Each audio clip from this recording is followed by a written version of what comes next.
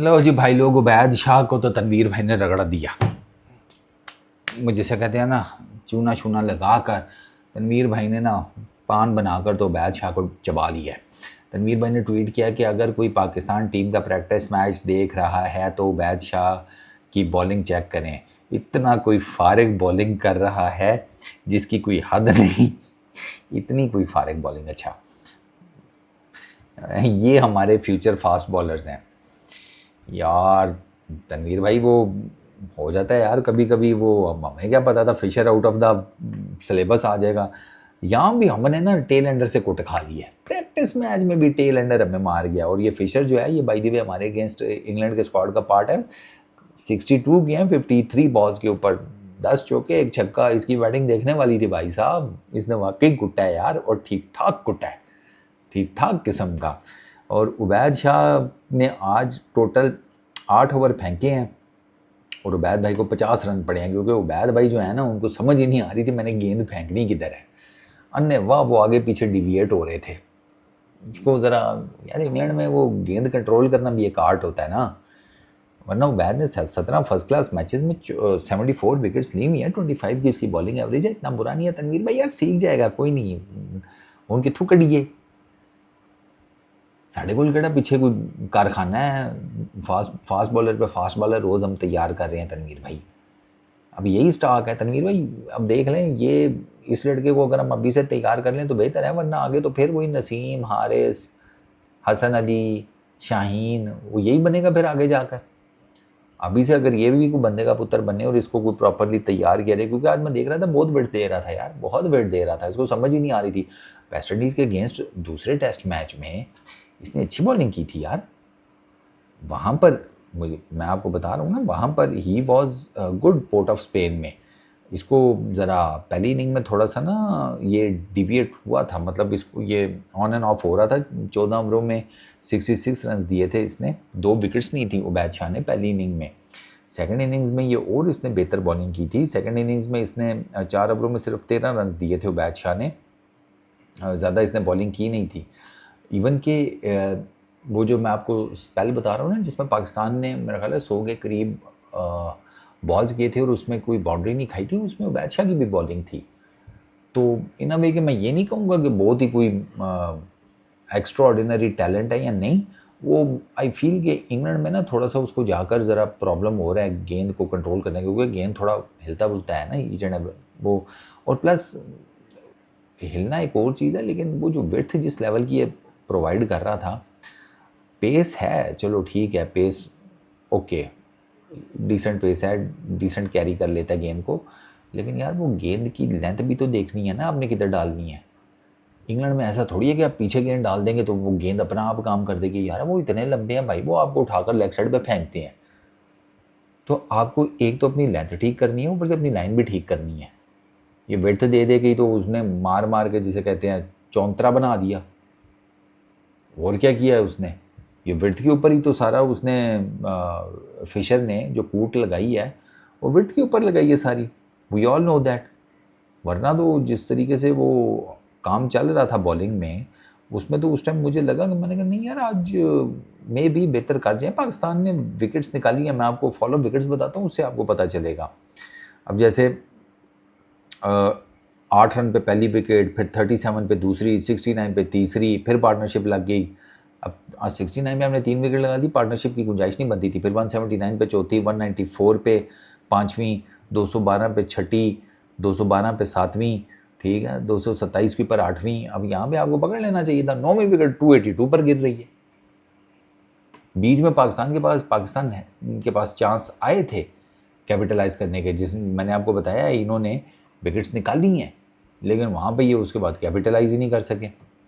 बैठे हुए थे सुमन बुकमन बन के। मैं कहा यार तुसी सही हो पाई, इस तरह तो नहीं ना फिर काम चलता सर।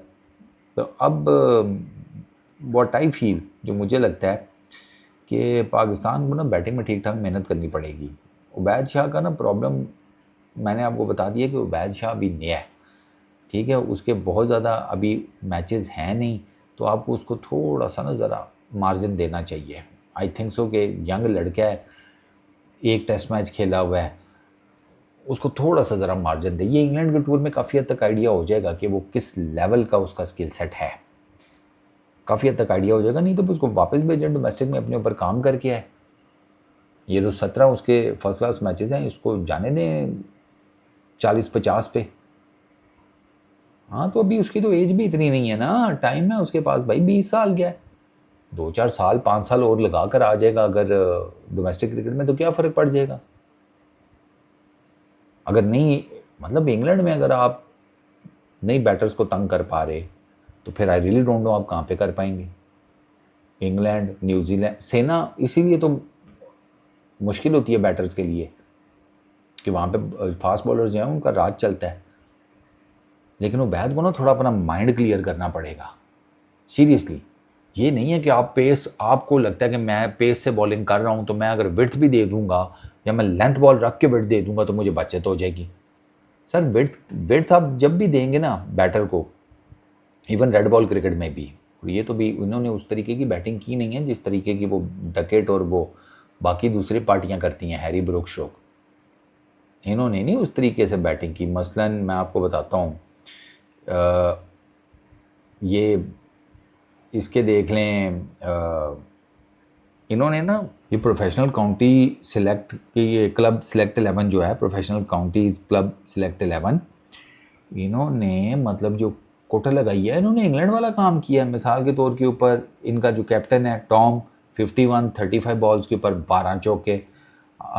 फिर इनका कैलेब है, उसने 59 किए हैं 89 बॉल्स के ऊपर, वे भी ठीक है। सैफ जेब 69 बॉल्स के ऊपर 12 चौके।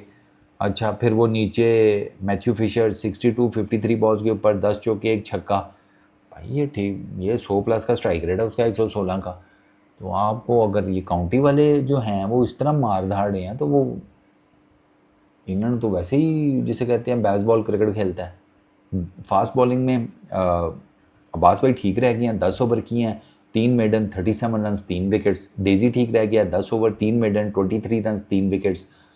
खुरम भाई को 2 विकेटें मिली है, खुरम भाई भी एक्सपेंसिव रहे हैं, उनको 5 की इकॉनमी से मार पड़ी है। उबैद शाह को 6.25 की इकॉनमी से मार पड़ी है। सलमान अली आगा को 5.5 की इकॉनमी से मार पड़ी है। अली उस्मान भी ठीक रह गया है, साजिद भाई भी ठीक रह गए हैं, आमिर जमाल भी ठीक रह गया। ये मेन कुट जो पड़ी है ना, वो खुर्रम, उबैद शाह और सलमान अली आगा को पड़ी है। इस तरह तो काम नहीं चलेगा सर। तो उबैद शाह को ना मेरा मशवरा ये है कि यार ये बहुत इम्पोर्टेंट टूर है, मेक और ब्रेक टाइप का, तो जस्ट गैदर योर सेल्फ, ठीक है ना। चैनल आप ढूंढें कि आपने इन विकेटों के ऊपर किस चैनल पर बॉल करनी है। हवा में अगर गेंद मूव कर रहा है तो आपको रीड करना है कि कितना मूव कर रहा है, ताकि मैं आप उससे मज़ीद इस तरह फेंकें कि वो, अगर आप अंदर की तरफ मूवमेंट लेके जा रहे हैं तो वो उस जगह पर आए जहाँ पर आप उसको फेंकना चाहते हैं। बाहर निकालनी है तो फिर भी आपको पता हो। अभी मैं आज देख रहा था, उबैद की कुछ गेंदें उसने बाहर निकाली हैं और पहले बाहर उसको रखी थी गेंद, मज़ीद बाहर निकाल दी, तो फिर तो चौका ही पड़ना था ऑफ साइड के ऊपर कट ना। आपने अगर बाहर निकालनी है फिर स्टंप्स में करें, ऑफ स्टंप का चैनल पकड़ें। तो खैर, अब तनवीर भाई तो थोड़ा ज़रा ज़्यादा गुस्सा है, मैं इतना गुस्सा नहीं हूँ क्योंकि एक तो प्रैक्टिस मैच है, असल कहानी तो इंग्लैंड के अगेंस्ट ही शुरू होगी, ठीक है। तो इस मैच में तो इमाम भाई की भी किस्मत उनका साथ दे रही है फ़िलहाल तक। क्या ड्रॉप हुआ उनका स्लिप में, आसान कैच था। 26 पे बैटिंग कर रहे हैं 29 बॉल्स फेस करके। कितने पे कैच ड्रॉप हुआ है? 14 के 16 के ऊपर। हो सकता है इस मैच में इमाम भाई 100 मार जाएं, लेकिन मसला तो पता तो तब चलेगा ना जब आप इंग्लैंड के अगेंस्ट लीड्स में क्या करते हैं। असल कहानी वो है। तो बैद को भी मैं बहुत ज़्यादा ज़रा डंडा नहीं दूंगा, नया है, हौसला करें ना, अगर कर सका तो ठोक देंगे मंजी, हमारा क्या, हमारा काम ही यही है। लेकिन आज उसकी बॉलिंग बाकी बहुत बकवास थी, बहुत बकवास। आई थॉट कि वो बेहतर करेगा, मतलब उसके पास इतनी डिसेंट पेस है कि वो इंग्लैंड की विकेटों के ऊपर बैटर्स को ठीक ठाक तंग कर सकता है, ठीक ठाक। लेकिन उसे समझ ही नहीं आ रही थी मैंने गेंद डाल दी किधर है। तो चलो चांस दे देते हैं, ठीक है ना, वरना फिर बांस दे देंगे।